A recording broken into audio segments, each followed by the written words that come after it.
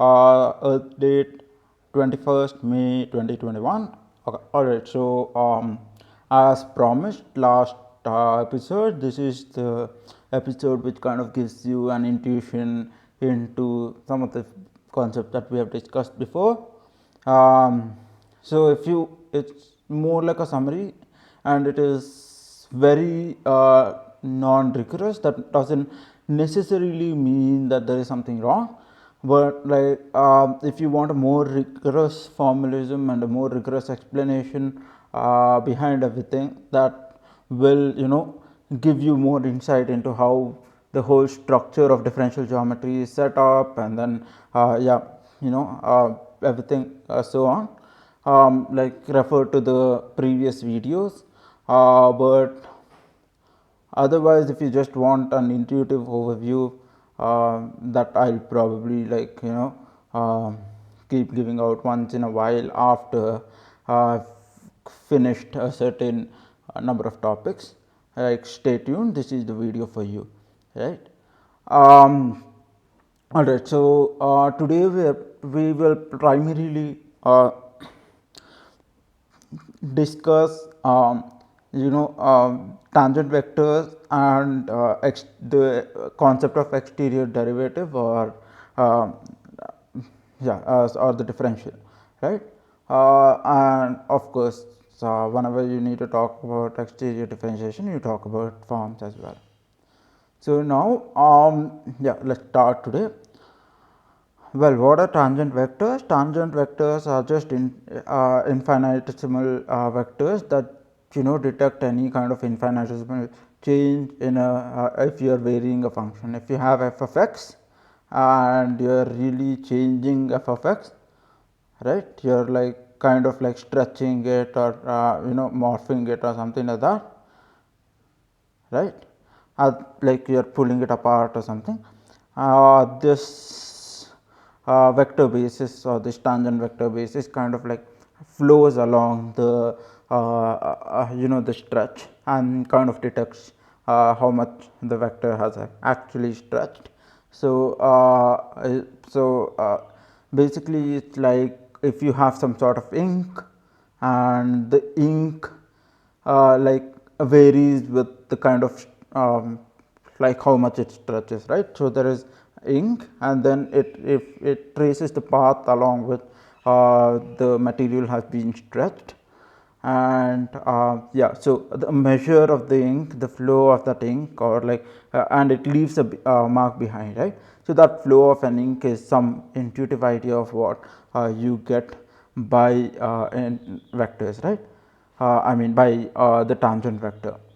So it just really you can just imagine it as really small vectors around a point that kind of tell you how the point has deformed, right? And then you have f, so your function really it decomposes into the dual space of the function, that is column. So, and when you take the multiplication of that with the vectors, so you kind of do you end up getting a matrix that is called as the Jacobian. For more referral to the Jacobian, you can look at my first video, right, where I try to explain what Jacobian means, right? And of course, you have the Jacobian determinant, which gives you the kind of like overall change in distance, or change in area, or volume, or whatever it is, right? So the overall change in element is given by the unit, the Jacobian. So for example, if you have inked the whole material that you are changing, and then after stretching it kind of leaves some space, or some gaps, or something like that, right?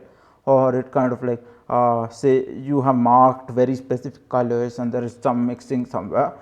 All those things are given by your Jacobian and the Jacobian determinant, right? So now so that is there to like that is so you essentially use tangent vectors to measure some kind of flow, or some kind of change, or stretching of thing,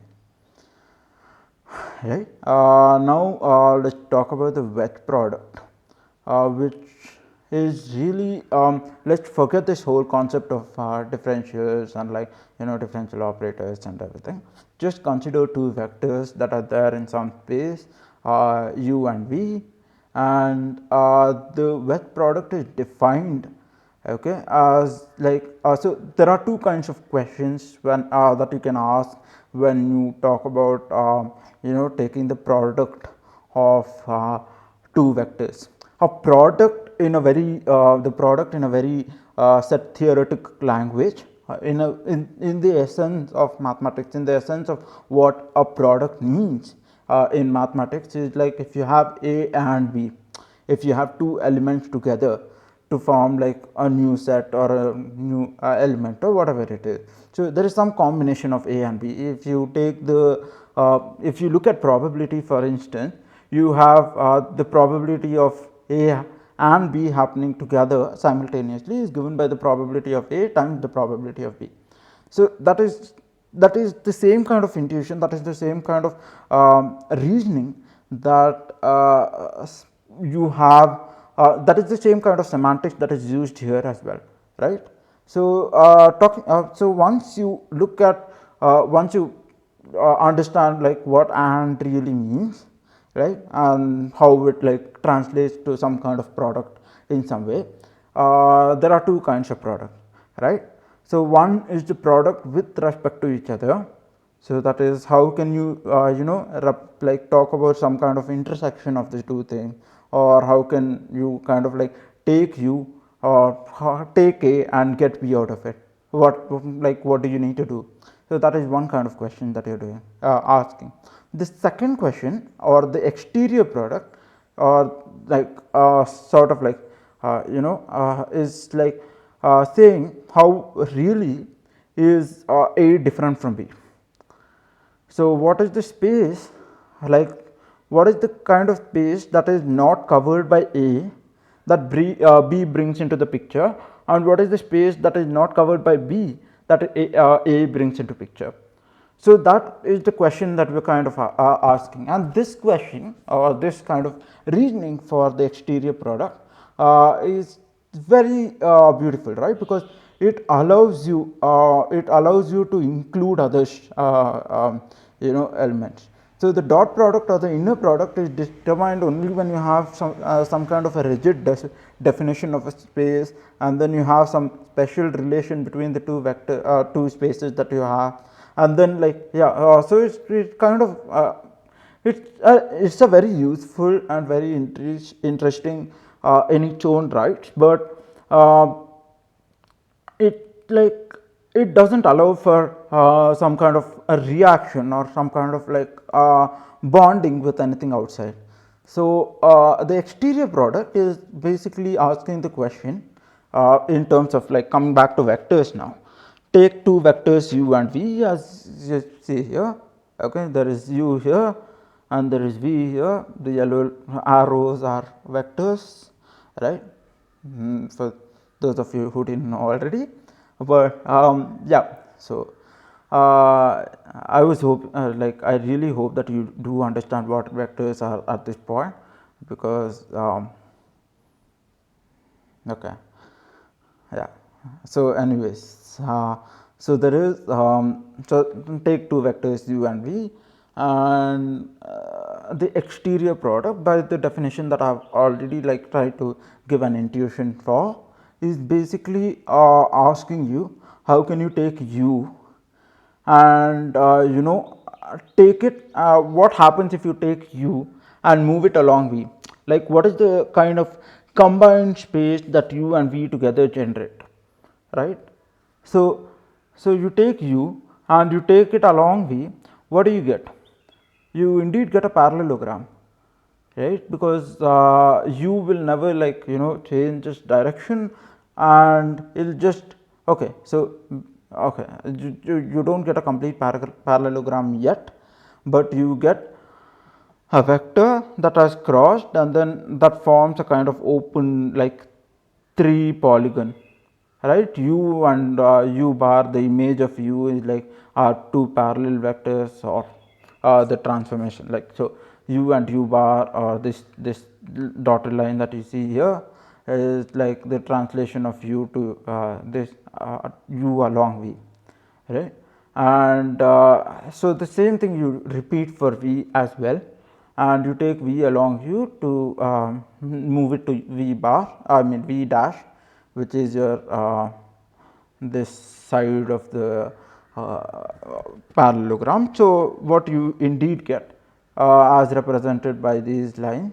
So the red lines indicate that you are moving u to along v, and the blue lines indicate that you are moving v along u. What do you see here? You essentially see the forming of a parallelogram, right. This is the idea for visualization of the wedge product. So you represent this exterior product by the notion of a wedge. So there is a slight digression here, because I mean, so the cross product, what you have usually when you take u cross v in like your in the language of vectors, as you have already seen, is a kind of that operation. The cross product is a dual of your wedge product. Why?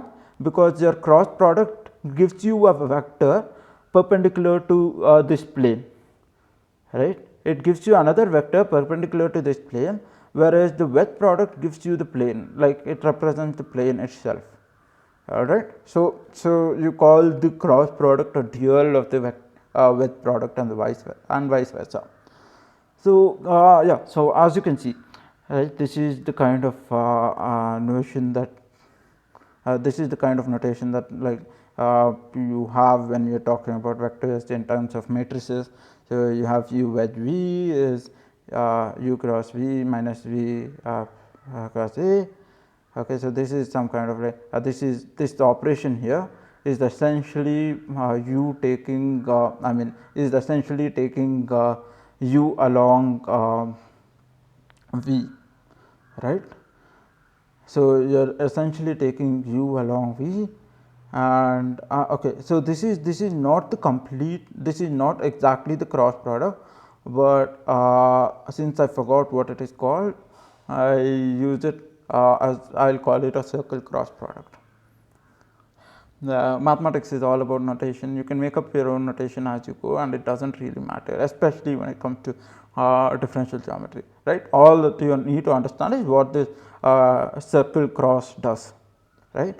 So u circle cross v is basically taking u along v, and then minus v circle cross a is basically taking v along u.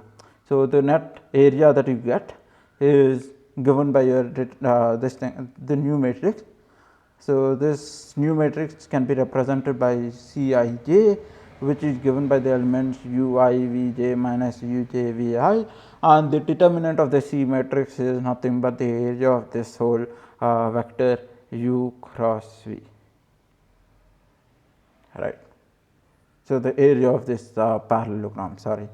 So essentially this is, yeah, so now we have covered the definition of the wedge product. Okay, it's basically you are trying to take two vectors and you are trying to make it into a you are trying to get an area out of it, trying to see how like and then yeah, so you kind of talk about you know what is it like, what is new in vector u that vector v brings in, and what is new in vector v that vector u brings in. And this space, this entire space is what is of course an area, and that is what the wedge product really, I mean, it intuitively gives you. Now coming to the big thing, which is forms and you know, exterior derivative and all of that. Like this is the chunk of today's video, right.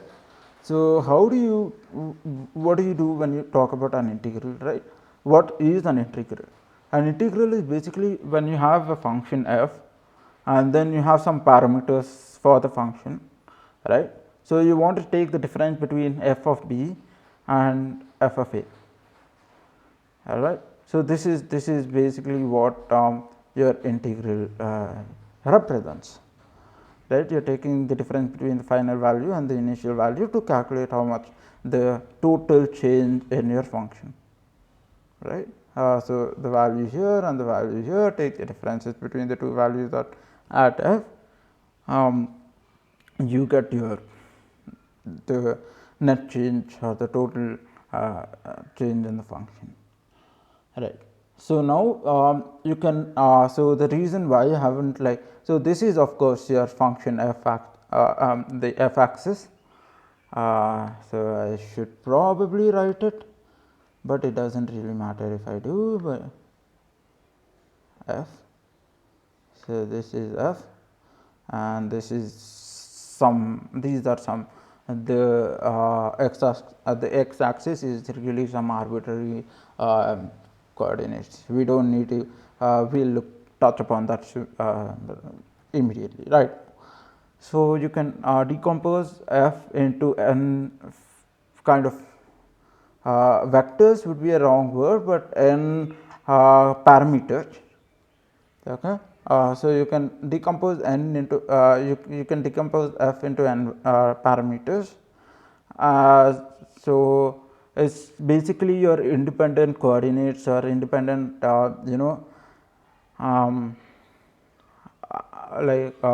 the variables that are associated with f.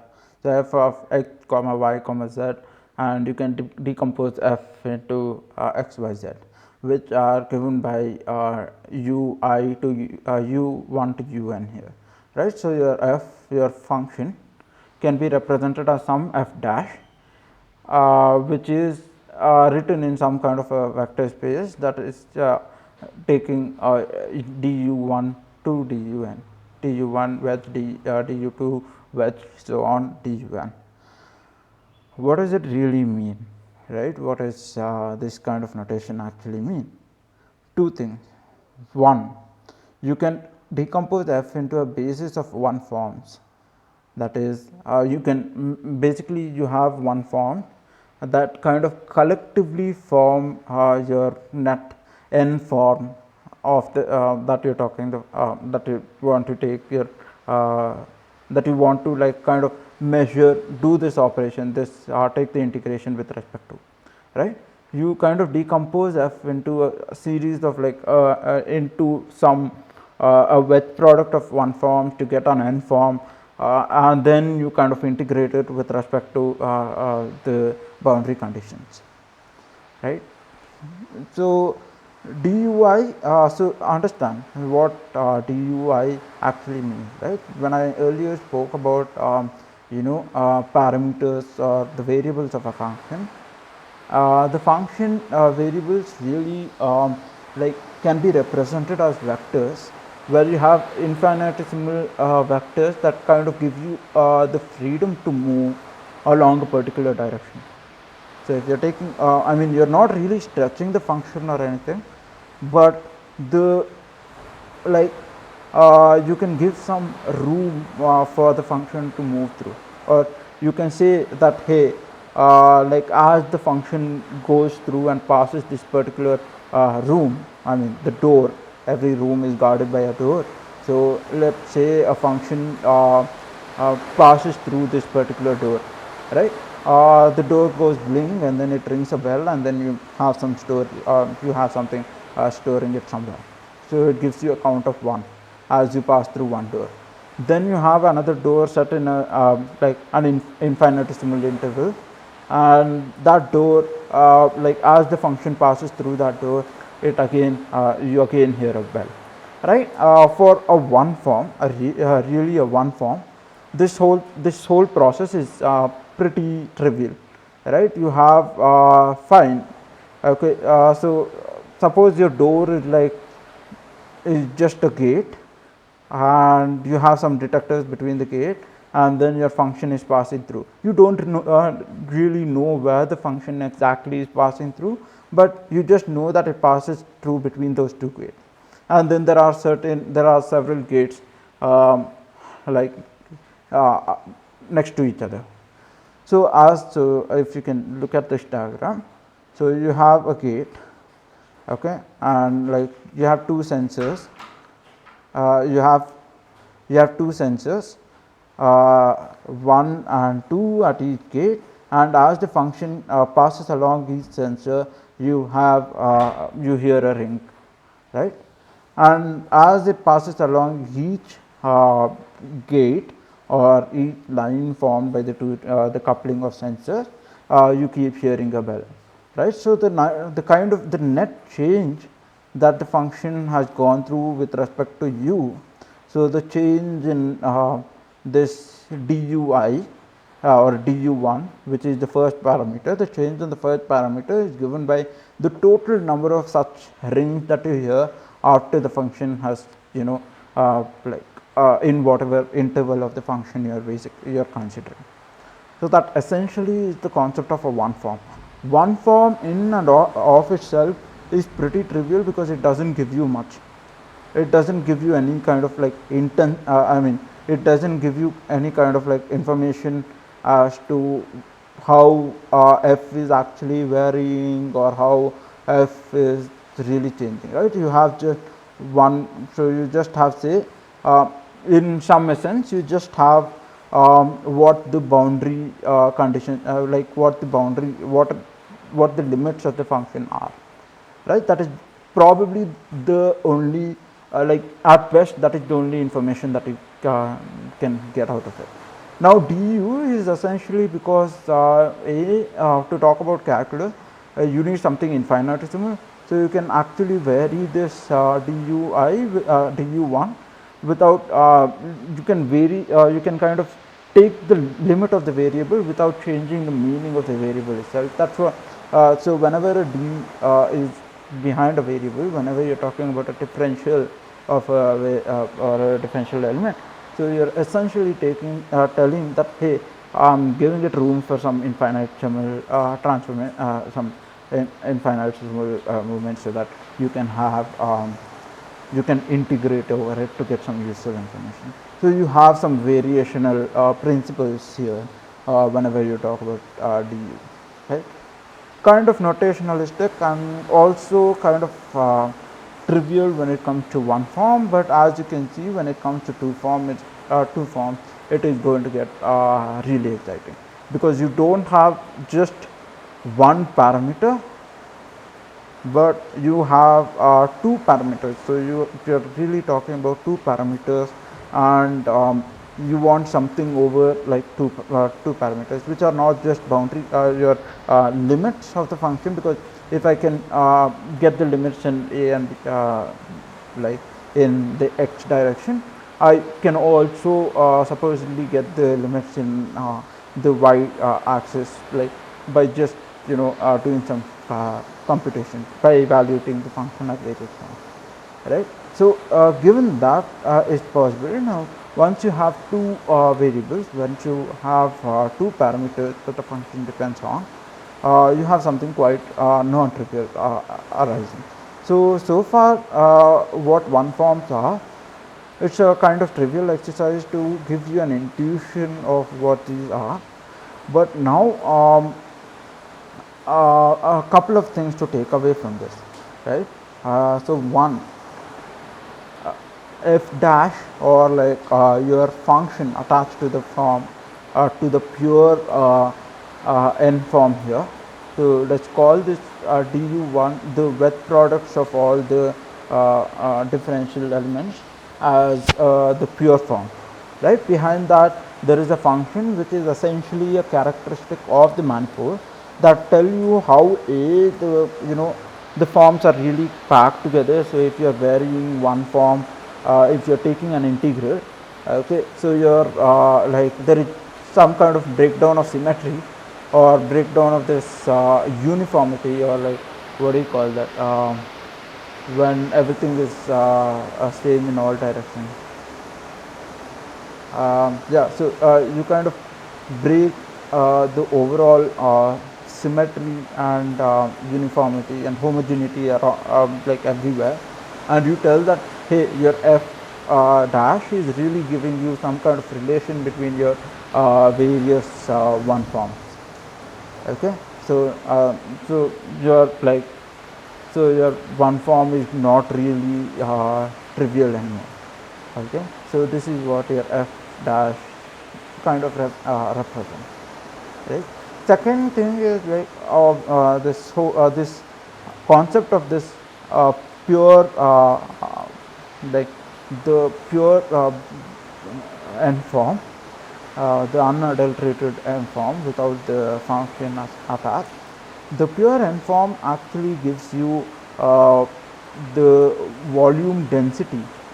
When you're talking about this one form here, you see some kind of density, like linear density that is given, right? The du1 is is uniformly spaced apart. So it tells you that there is no intrinsic change in the variable u1 itself, that you can treat u1 as some mapping onto the r1 or the real number line, right? So everything is equidistantly spaced and so on and so forth, right? So that is so. But when you talk about an n form, that means you're essentially talking about a volume. So as I said, right, this okay, so when you take a two form, you're essentially taking one form and then you're kind of like taking the width with respect to another one form. So you get some kind of a area element or a volume element in whatever dimension you're working in, and this gives you, like, this is talking about some density. So you talk about a unit density, or you can set the density of this pure one form, and then you have the function, and then you measure how the density changes to get the overall effect of like the integration over that over the n form, right? So now one more digression to make. I apologize. Okay. So you can take so for an n manifold, that is, if this function is dependent on n variables and n variables only. So if just n variables are suffice to define this kind of the function, you can decompose the function into n variables. So then you have so your total form, or the top form, is given by the web product of all the n one forms. That is, you are talking about the n volume. So if you have a two dimensional manifold, and you have du1 and du1 with du2, which gives you the area, which is essentially representing your entire two manifold. And then you have n minus 1 manifold, n minus 2 manifold, I mean n minus 1 form, n minus 2 form, n minus 3 form, and so on, until you have a 1 form, and then the 0 form is like the space of the function f. So this is covered in my previous video, right? Again. So now, so this becomes interesting, especially when you have n minus, if you have n as the top form and n minus 1 form, and when you talk about the relation between n minus 1 forms, and then how do you get to the n form, okay, so that becomes a very interesting thing by its own right. We'll kind of look into that with one particular example, actually leading to something else, which is totally, which is mathematically extremely beautiful again in a bit. But to wrap this notion of one form again, so you have a function, and each time you define your you divide your parameter into like several, you chop it up into nice number of slices, and as the function passes through each slice, you are ringing a bell, and then the total change in the function with respect to that parameter, or the total change in that parameter, is given by your the number of bells you ring, and that is basically your one form, right? So the integration of over one form. So you have a function, you integrate it over the u1, that is basically integrating it over the one form with certain limits, and you get f of b minus f of a, which is like this is a and this is b. So the limits are a and b. So really, the understanding of form is incomplete without the integral sign, and you need the integral sign and some sense of limits to talk about to get some real values or something tangible out of this whole thing. Otherwise, it remains a purely geometric abstract exercise that is nonetheless extremely useful and extremely valuable to conceptualize you know higher dimensional manifolds, especially, right? And like higher orders of integrals, and when it comes to all the complicated calculus, right, you can reduce the troubles, you can take away the troubles by just like abstracting down it all. So now the differential of a function is given by the differentiation of a one form. So the exterior derivative of a one form, not the differentiation, the exterior derivative of a one form, where basically your f1 of du1 wedge so on till dun is now given by f2, which is some sort of derivative. This is not really that important for us right now, but to get the intuitive of what this, to get the intuition of what this all means. But you have another du naught. Okay, I have written it as a du naught because it is okay. So there are really n plus 1 forms, and then there is obviously a manifold that is greater than n plus 1 that we are dealing with here. Okay, like now if you have R as the rank of the manifold, if you have R as the dimension of the manifold, not the rank, if you have R as the dimension of the manifold, then R is obviously greater than n plus 1, because you have n here, n one forms, and then you have one more one form. That is basically your you have n plus 1 coordinates, so to speak. So you can, you know, your the total, the dimension of the manifold has to be greater than this, right? So right. So now once you kind of get this, you so what is f dash, f double dash? It fixes your du naught with respect to dui. So you are taking the wedge product again. So you are every time you are applying the exterior difference, exterior derivative, you are kind of setting this, you're joining du naught to du1, and you're kind of like allowing everything to mix and match, and you're measuring the total change, or the total net result, or the relation. Like it's all if you really see, there is some kind of a hierarchy that is between your f and the df. So there is some kind of a chain that follows, and this chain has mathematical properties that are very interesting, but that's an aside. That's something for some other time. So if you have some kind of if you take the wedge product, then your function essentially changes, obviously. The function associated with the pure n form changes, obviously. So there are some kind of there are some intuitive checks that you do, right? You talk about how du naught change a wedge du1, and compare it with du naught wedge dun. Okay, or one of the forms other than the first one, right?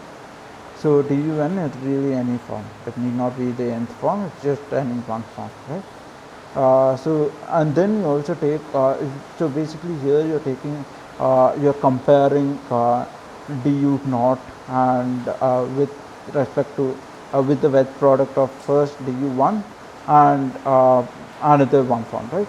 So you're comparing three forms with like one in the middle, right? 1 and 2, and then you're comparing 1 and 3. So yeah, with 1 and 3, 1 wedge 2 with 1 wedge 3. Now you do the other kind of comparison. You get du naught wedge du1, and you compare it with du1 wedge du1. So this is the kind of like intuition of what kind of things that can happen when you're talking about a wedge product, and when you're kind of setting taking the wedge product of a new vector, or of a new one form here. So you're just adding another parameter and then you're taking the wet product with it. How does it really change is something that I leave you to think upon. So these are the kind of like changes that you might want to like go through to get a better understanding. Now coming through the most important piece of this discussion. So let's take a function f. Okay, so let's take a function f passing through dy. You have one form dy. As you can see, this is the y-axis, and then you have dy, right? So you have several one forms along dy, which are much more, which are uniformly spaced, unlike the quality of my drawing, unfortunately. But yeah, so essentially each time you pass leaf, one leaf, you are hearing the ring in the bell, right? So now one thing you need to understand here is that f is really, it is not uh,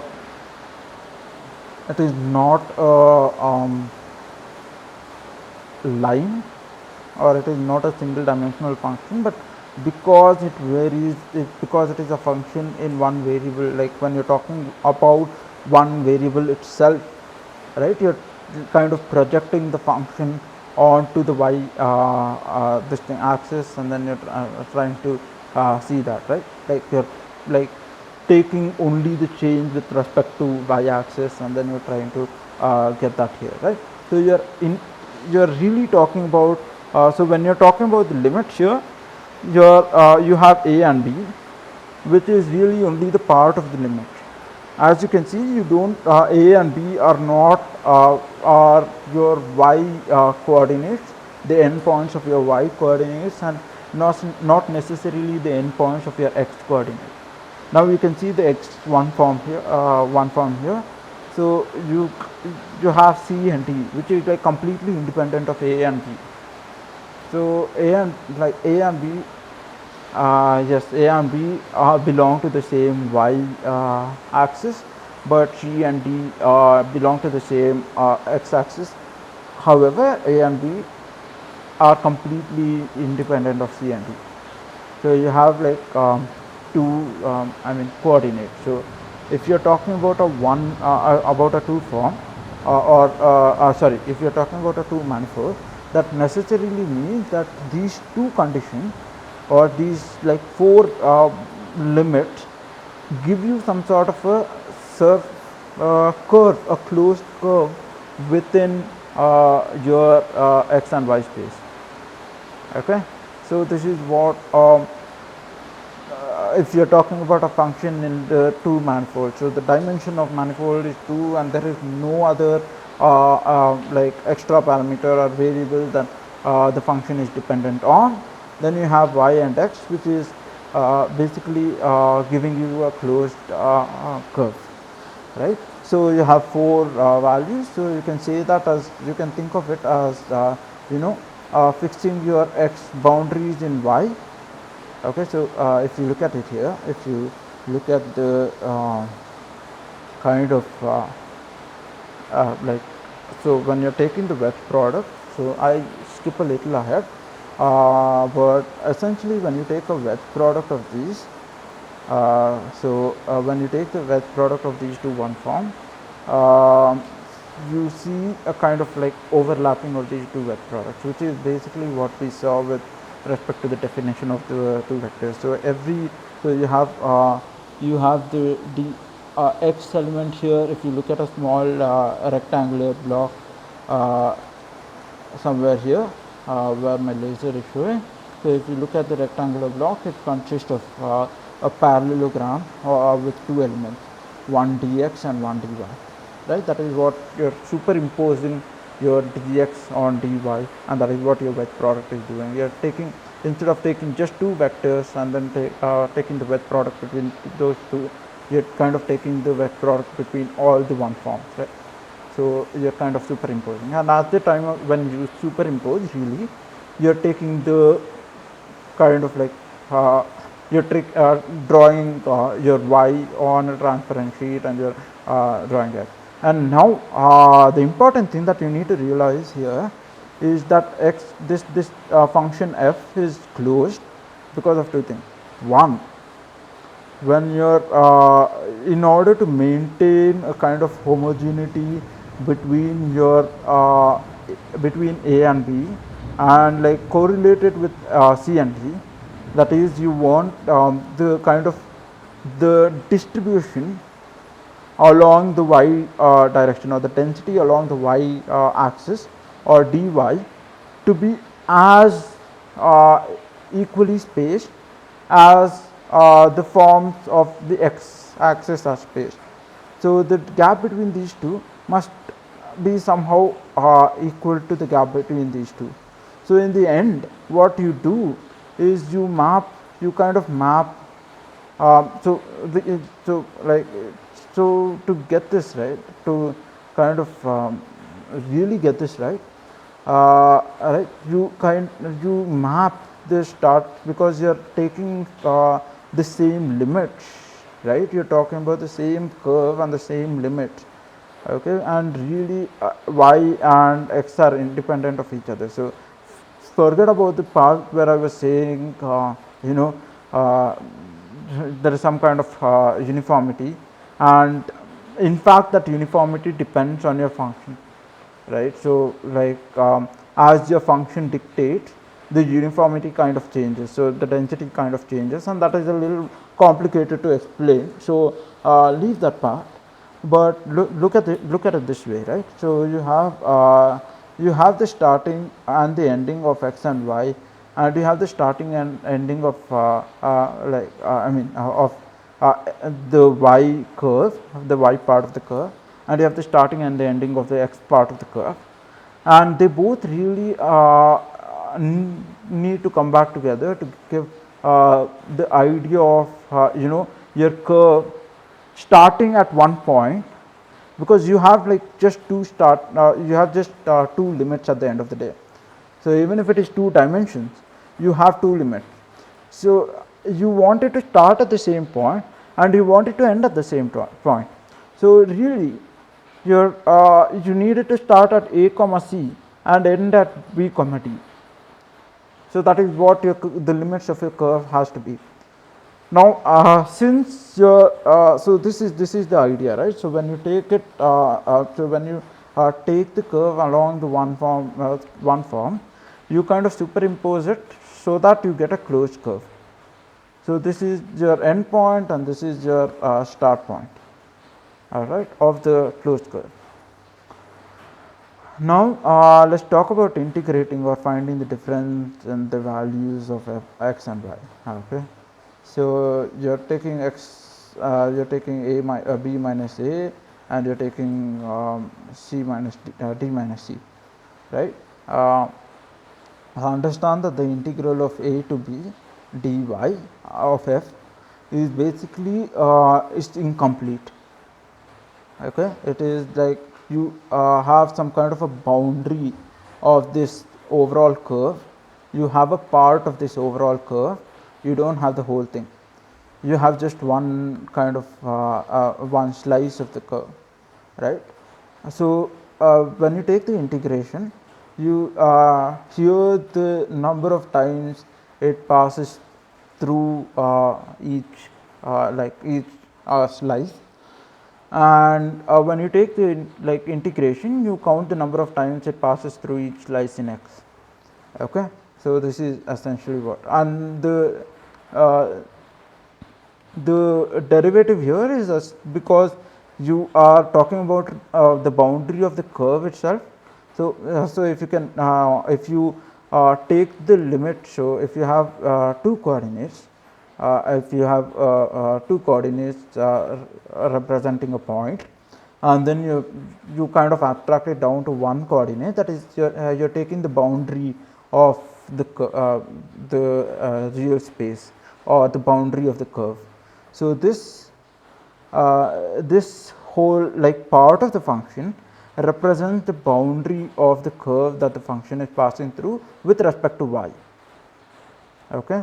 So when you take this, so the idea here is that when you take, so you are counting the number of times you hear the ring here, I mean you ring the bell, you hear the ring in y, and you are counting the times you hear the ring in x. Now instead of counting the ring like both time, okay, the idea here is basically if you have okay, so this is a very crucial idea, right? So here when you have f of so when you have this function, understand that your f is also dependent on x. Okay, so your f is not just dependent on y, but it's also it's really dependent on x, but you only see one a part of the curve, you don't see the whole area, right? So when so let's look at it more mathematically, right?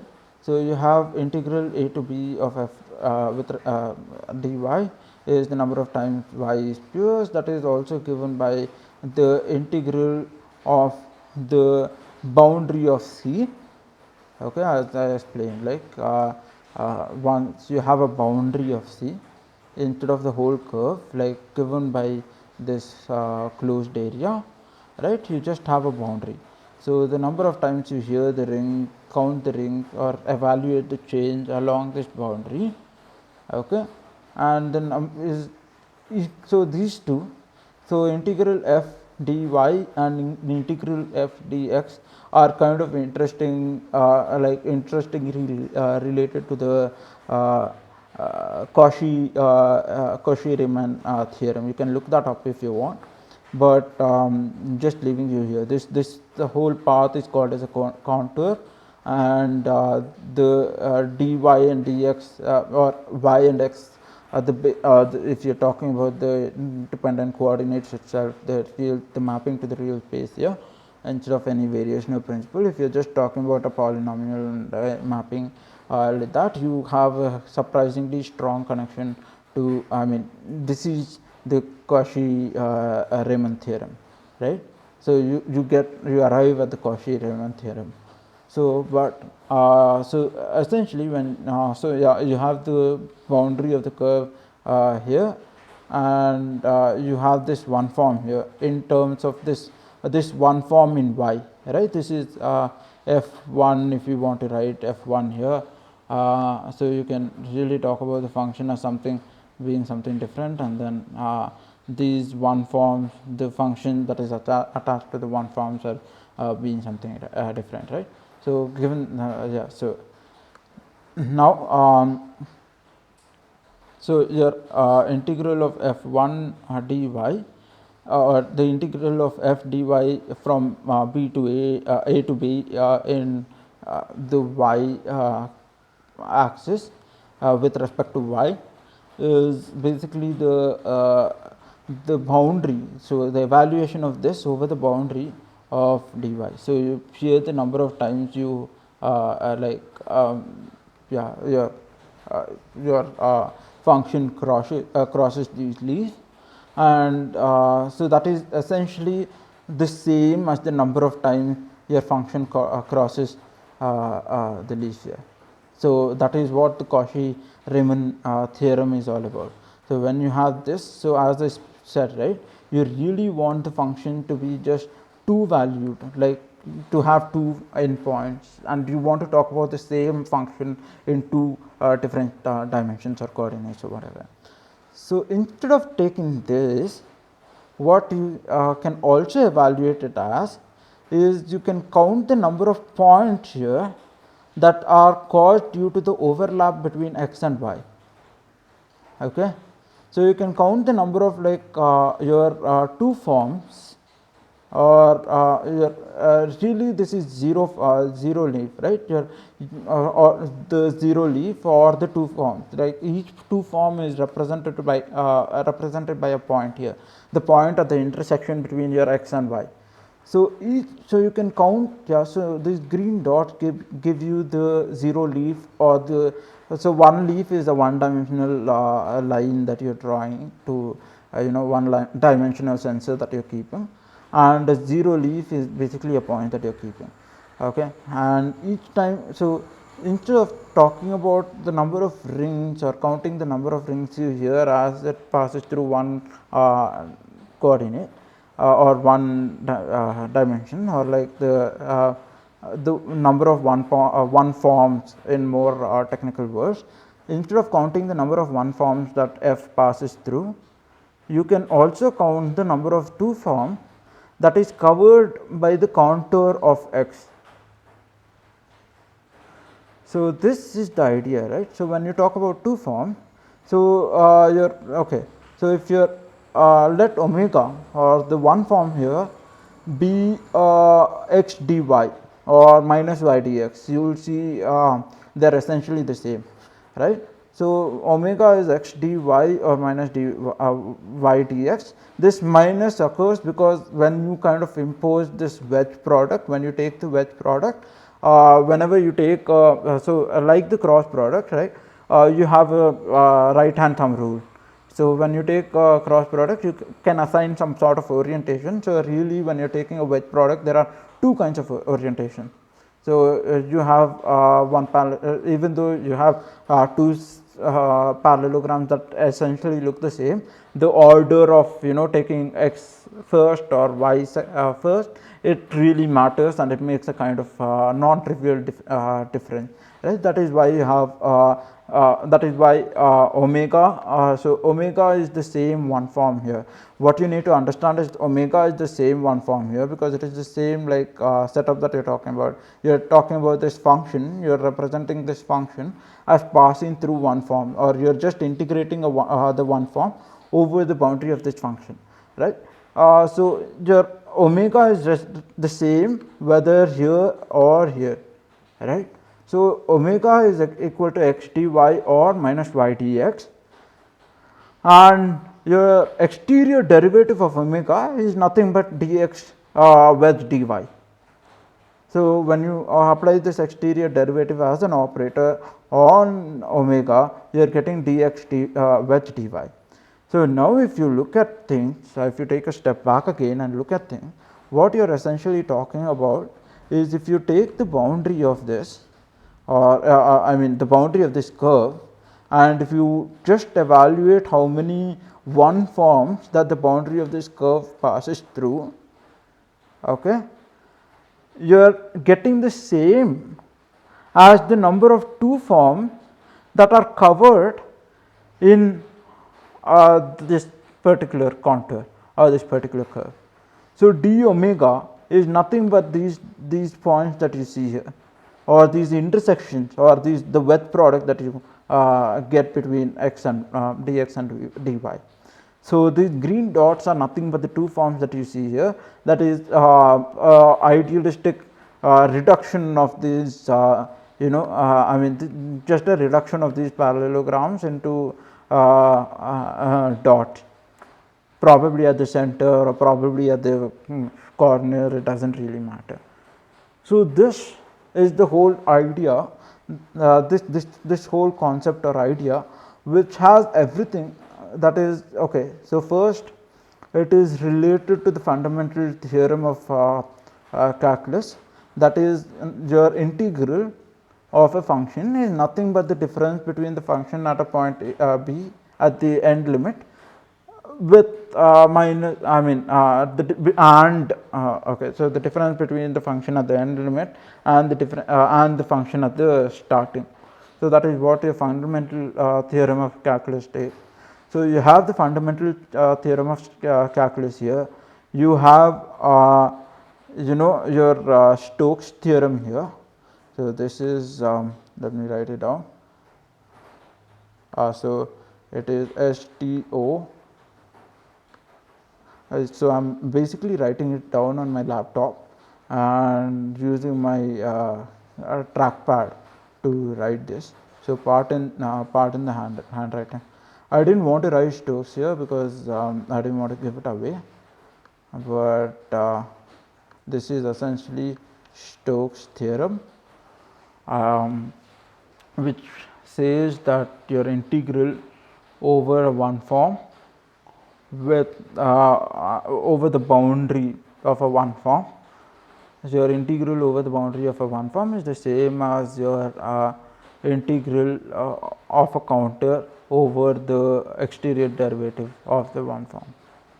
So that is what the statement roughly reads like, but this is the idea, right? So you have the Stokes theorem, you also have the Cauchy-Riemann theorem, because as I said, right, when you are talking about the start and end points, even though you are taking two independent variables, you really want it to be the same starting and end point, and therefore you kind of get a curve. And then when you talk about like the kind of conditions that you can impose on A, B, C and D in order to make it, like force it to start at the same point and end at the same point. So in order to force the four parameters into two coordinates, okay, like, so you have a certain set of rules and relations between the various things, right?